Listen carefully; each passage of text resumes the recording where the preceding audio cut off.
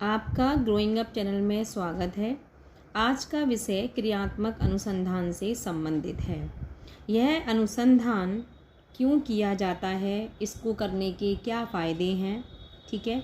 और आज हम इस सत्र में क्रियात्मक अनुसंधान का अर्थ, पद, समस्याएं, उद्देश्य, विशेषताएं के बारे में अध्ययन करेंगे। एक्शन रिसर्च जब हम करते हैं तो हम क्यों करते हैं, पहला सवाल ये है कि हम क्यों करते हैं, कैसे इसको करना होता है, तो और इसको करने के क्या क्या फ़ायदे हैं। तो हम इसके अंतर्गत आज इन किन किन पदों का हमें चयन करना होता है एक्शन रिसर्च को करते समय, तो हम आज इस वीडियो के माध्यम से इन्हीं सब बातों का अध्ययन करेंगे। तो शुरू करते हैं। सबसे पहले हम पढ़ेंगे अनुसंधान का अर्थ, जो कि अधिकतर आप सबको पता ही होगा कि अनुसंधान जो होता है ना, वो किसी समस्या के संदर्भ में तथ्यों और उनके अर्थों अथवा प्रभावों की सत्य और समझपूर्ण खोज है। यानी कि अनुसंधान जो होता है वो कोई नया ज्ञान प्राप्त करने के लिए किया जाता है और उस ज्ञान को फिर प्रमाणित भी किया जाता है, ठीक है। तो रेडमैन और एक मॉरी ने डेफिनेशन दी है कि अनुसंधान नवीन ज्ञान प्राप्त करने का एक क्रमबद्ध प्रयास है, ठीक है। तो ये तो डेफिनेशन हो गई। छोटा सा हम इसका एक ये भी रूप दे लेते हैं कि अनुसंधान के पद कौन कौन से होते हैं। जब हमें कोई अनुसंधान करना होता है, कोई रिसर्च करना होता है, तो हमें सबसे पहले किन किन पदों से होकर गुजरना पड़ता है। तो सबसे पहले हम क्या करेंगे, हम समस्या का चयन करेंगे, समस्या का सीमांकन यानी परिभाषीकरण करेंगे, उससे संबंधित तथ्यों का संकलन करेंगे, फिर उनका विश्लेषण करेंगे, उपकल्पनाओं के परीक्षण हेतु रूपरेखा बनाएंगे, उपकल्पनाओं का निर्माण करेंगे, उपकल्पनाओं का परीक्षण करेंगे, सामान्यीकरण एवं निष्कर्ष। ये हम एक जनरल जब हम अनुसंधान करते हैं, ये उसके पद हैं और उसका अर्थ है। लेकिन क्रियात्मक अनुसंधान जब हम करते हैं तो हम क्रियात्मक अनुसंधान वो होता है हमारा स्कूल के लिए, यानी कि बच्चों की समस्याओं का जब हमें समाधान करना होता है तब हम क्रियात्मक अनुसंधान करते हैं। तो देखिए कि वह क्रिया जिसके द्वारा कार्यकर्ता अपने निर्णय और क्रियाओं को उचित दिशा देने, उनमें सुधार करने और उनका मूल्यांकन करने के लिए अपनी समस्याओं का वैज्ञानिक अध्ययन करते हैं, तो हम उन्हें क्रियात्मक अनुसंधान कहते हैं, ठीक है। तो क्रियात्मक अनुसंधान कब होता है, जब हमें किसी तात्कालिक समस्या में सुधार करना हो, उसके लिए हम ये क्रियात्मक अनुसंधान का प्रयोग करते हैं, ठीक। अब इसके पद कौन कौन से हैं, इसके पद भी अधिकतर वही हैं। समस्या का चयन करेंगे, परिभाषीकरण करेंगे, कारणों का विश्लेषण करेंगे, उपकल्पनाएं बनाएंगे, फिर उपकल्पनाओं की परीक्षा हेतु उपयुक्त रूपरेखा बनाएंगे, फिर क्रियात्मक उपकल्पनाओं का परीक्षण करेंगे, उसके बाद में हम इनका निष्कर्ष निकालेंगे, ठीक। अगला आता है कि शिक्षा में क्रियात्मक अनुसंधान का क्या मतलब है, क्यों करते हैं हम इसको, ठीक। तो थोड़ा सा हम इसको पढ़ लेते हैं कि क्रियात्मक अनुसंधान इस युग की देन है। शिक्षा के क्षेत्र में इसका मुख्य उद्देश्य यथा क्षेत्र के कार्यकर्ताओं यानी कि विद्यालय के प्रबंध, प्रधानाचार्य व शिक्षक को अपनी अपनी क्रियाओं के प्रति संवेदनशील बनाना है। उनसे ये आशा की जाती है कि वे अपनी क्रियाओं का मूल्यांकन करें, उनके दोषों को समझें और उनमें सुधार के उपाय सोचें और सही उपायों का पता लगाएं, खोजे गए उपायों को स्वीकार करें और इस प्रकार अपनी अपनी क्रियाओं में सुधार करें।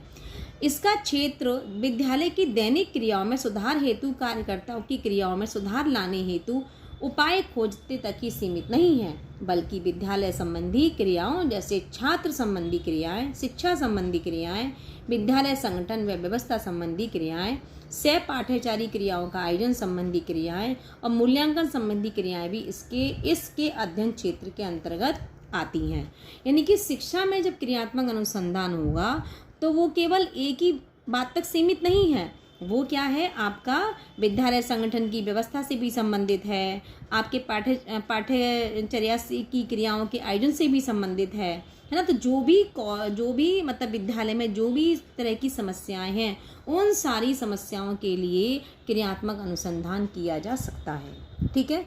तो फिर अब इसमें हम छोटी मोटी समस्याएं देख लेते हैं कि छोटी छोटी समस्या क्या क्या आ सकती हैं। तो देखिए अब इसमें आती है कि विद्यालय संगठन व्यवस्था संबंधी समस्याएं। तो विद्यालय में क्या होगा कि उचित भवन है कि नहीं, पुस्तकालय है कि नहीं, वाचनालय है कि नहीं, खेल का मैदान है कि नहीं, तो इन संबंधी प्रशिक्षण संबंधी सामग्री का कहीं अभाव तो नहीं है, और अभाव है तो क्यों है तो हम उसको दूर करें। ठीक है, शिक्षकों का देर से आना, शिक्षक कहीं देर से तो नहीं आते हैं, उनके अपने अपने कार्य हैं, वो कार्य के प्रति निष्ठावान है या नहीं, क्लर्क जो हैं वो लापरवाह तो नहीं है, विद्यालय में भवन है कि नहीं, उनका टूटा फूटा तो नहीं है, उचित समय सारणी का प्रयोग हो रहा है या नहीं हो रहा है, और विद्यालय में अनुशासन तथा व्यवस्था का अभाव होना आदि। तो इस तरह की जो समस्याएं हैं ये हमें समस्याएं देखनी होती हैं। हम इन समस्याओं को दूर करने हेतु हम क्रियात्मक अनुसंधान करते हैं। अब आती है छात्र संबंधी समस्याएं। छात्र संबंधी समस्या में देखिए कि छात्रों की अनेक समस्याएं हो जाती हैं, जिसमें मानो वो देर से आ रहा है, झूठ बोल रहा है, गृह कार्य नहीं करके ला रहा है, चोरी कर रहा है, लड़ रहा है, झगड़ रहा है, तो ये सारी पाठ्य सहगामी क्रिया में वो भाग नहीं ले रहा है, शिक्षकों का अपमान कर रहा है। तो ये जो समस्याएं होती हैं ये हमारी कैसी समस्याएं हैं? छात्र संबंधी समस्याएं। शिक्षा संबंधी समस्याएं देखिए, इसमें क्या है कि शिक्षक का मुख्य कार्य क्या होता है? शिक्षण करना होता है। शिक्षक को कई समस्याओं से रूबरू होना पड़ता है, जैसे कभी कभी बच्चों का शीघ्र थक जाना, यानी कि पढ़ाई में रुचि ना लेना, रुचि लेने पर समझ में ना आना, गृह कार्य करके ना लाना। तो वो क्या है कि बच्चों की टीचर के सामने ये समस्या उत्पन्न हो जाती है कि कैसे मैं इन बच्चों को समझाऊं, कैसे मैं इन बच्चों से अपना जो मैंने होमवर्क दिया है वो कैसे ये बच्चे करें, यदि जो मैं समझा रही हूँ तो वो क्लास में बच्चों को समझ में क्यों नहीं आ रहा है। ठीक है, तो कक्षा में बहुत से बच्चे सो जाते हैं, बहुत बच्चे एक्टिव नहीं रहते हैं। तो ऐसी परिस्थिति को शिक्षक पता लगाता है और कोशिश करता है कि मतलब ऐसे कौन से दोष हैं या ऐसे कौन सी प्रॉब्लम समस्याएं हैं जो कि बच्चे को चीज़ें समझ में नहीं आ रही हैं। ठीक, इसके बाद आता है परीक्षा संबंधी क्रियाएं, मतलब ये भी समस्या ही है। अब परीक्षा प्रणाली का होता है कि विश्वसनीय, प्रमाणित, वस्तुनिष्ठ ना होना। यदि परीक्षा जो आपकी हो रही है, यानी कि जो टीचर परीक्षा ले रहा है बच्चों की, वो परीक्षा कितनी प्रमाणित है, कितनी विश्वसनीय है, कितनी वस्तुनिष्ठ है, तो ये चीज़ें हमें देखनी होती हैं, टीचर को देखनी होती हैं। परीक्षा से संबंधित जब समस्याएं उत्पन्न होती हैं, उनका मूल्यांकन हो पा रहा है या नहीं हो पा रहा है, तो उन सब चीज़ों को देखते हुए उनका प्रयोग कितने % किया जा रहा है, छात्रों ने जो क्वेश्चंस चयन किए हैं वो कितने % चयन किए हैं, प्रश्न पत्रों में अधिक प्रश्न ना होना, जैसे मानो बच्चों को यदि अधिक चॉइस नहीं दी जाएगी तो बच्चे प्रश्न नहीं कर पाते हैं। तो ये सारी चीज़ें हमें शिक्षक परीक्षा से संबंधित हमें ये करना होता है कि परीक्षा और शिक्षक में समन्वय ना होना। यदि परीक्षा जो हो रही है और शिक्षक ने जो पेपर बनाया है उसमें कितना % समन्वय है, यदि समन्वय नहीं है तो परीक्षा संबंधी समस्या उत्पन्न हो गई। तो इन्हीं सब चीज़ों को हम देखते हुए क्या करते हैं, हमें यदि हमारे सामने ये सारी समस्याएं हैं तो हमें क्रियात्मक अनुसंधान करने की आवश्यकता पड़ती है। इसके बाद हम देखते हैं कि क्रियात्मक अनुसंधान के उद्देश्य यानी कि प्रयोजन कौन कौन से हैं। तो हमें कौन कौन से उद्देश्य ऐसे हो सकते हैं जो क्रियात्मक अनुसंधान में सहयोग करते हैं। सबसे पहले है कि विद्यालय में वास्तविक वातावरण में शिक्षा के सिद्धांतों का परीक्षण करना, व्यवस्था एवं संगठन में परिवर्तन करके सुधार करना, कार्य पद्धति में प्रजातांत्रिक मूल्यों को अधिकतम स्थान देना, दैनिक समस्याओं का अध्ययन और समाधान करना, उनकी प्रगति में योगदान देना, छात्रों, शिक्षकों आदि को अनेक दोषों से अवगत कराकर उनकी उन्नति को संभव बनाना, वास्तविक परिस्थितियों में अध्ययन करके उसको स्थानीय आवश्यकताओं के अनुकूल बनाना, कर्तव्यों उत्तरदायित्वों के प्रति जागरूक करना, व्यक्तियों को अपनी समस्याओं का वैज्ञानिक अध्ययन करके अपनी विधियों को उत्तम बनाने का अवसर देना। तो हमारे ये क्या है, क्रियात्मक अनुसंधान के कुछ उद्देश्य हैं, यानी कुछ प्रयोजन है कि जब हम कोई भी कार्य करते हैं उससे पहले हम कोई ना कोई अपने हमारे मन में ये उद्देश्य उत्पन्न हो जाते हैं कि जब हम ये काम करेंगे तो हमें इन चीज़ों पर हमें ये कार्य करना है और हमारी इस कार्य को करने से ये हमारे उद्देश्य हो जाएंगे। ठीक है, इसके बाद आती है कि विशेषताएं कौन सी हैं। कुछ विशेषताएं भी होती हैं इसमें कि क्रियात्मक अनुसंधान विद्यालय की वास्तविक परिस्थितियों का सामाजिक परिस्थितियों में किया जाता है। यानी कि क्रियात्मक अनुसंधान कब किया जाता है कि विद्यालय की वास्तविक परिस्थितियों में, सामाजिक परिस्थितियों में किया जाता है। ये वास्तविक परिस्थितियों का सामाजिक परिस्थितियों में, यानी कि जो विद्यालय में वास्तविक परिस्थितियाँ चल रही होती हैं उनको हमें कैसे हम समाज में, कैसे बच्चों के साथ उससे हम इन्वॉल्व कर सकते हैं, तो ये सारी चीज़ें हमें करनी होती हैं। सेकंड है क्रियात्मक अनुसंधान का ध्यान केवल एक परिस्थिति पर ही केंद्रित रहता है। यानी कि हम क्रियात्मक अनुसंधान क्या करते हैं, इसकी विशेषता है कि हम केवल जब भी हम एक्शन रिसर्च करेंगे तब हम केवल एक ही परिस्थिति को, यानी कि एक ही समस्या पर हमारा ध्यान केंद्रित रहेगा। यानी कि हमें एक ही समस्या को उठाना होगा और उसी पे हमें अपना रिसर्च वर्क करना होगा।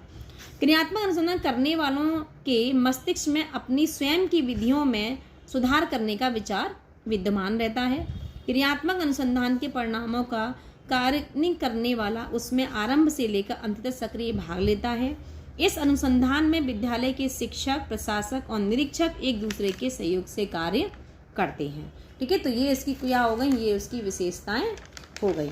अब इसका आता है महत्व क्या है, ये इसको करने से क्या फ़ायदा होगा। ठीक है, तो यह विद्यालय की कार्यप्रणाली में सुधार और संशोधन करता है। यह विद्यालय छात्रों, शिक्षकों, निरीक्षकों, प्रबंधकों आदि की समस्याओं का व्यवहारिक समाधान है।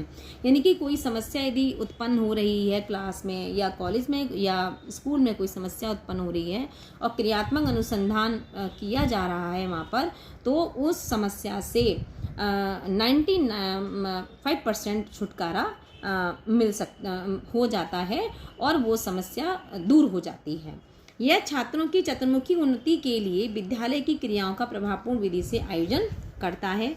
यह शिक्षकों, प्रधानाचार्यों, प्रबंधकों, प्रशासकों, वैज्ञानिक आदि अपनाने के लिए प्रोत्साहित करके मूल्यांकन में परिवर्तन और सुधार करता है। ठीक है, तो ये हमारा क्या क्या हो गया, ये हमारा महत्व हो गए, इसके पद हो गए आपके, और इसके हमने विशेषताएं पढ़ी, हमने इसके उद्देश्य पढ़े, है ना, और क्रियात्मक अनुसंधान क्यों किया जाता है ये भी हमने समझा। तो आज के लिए इतना ही है, और इसके आगे का पार्ट फिर मैं अभी आपको अगली वीडियो में पढ़ाऊँगी।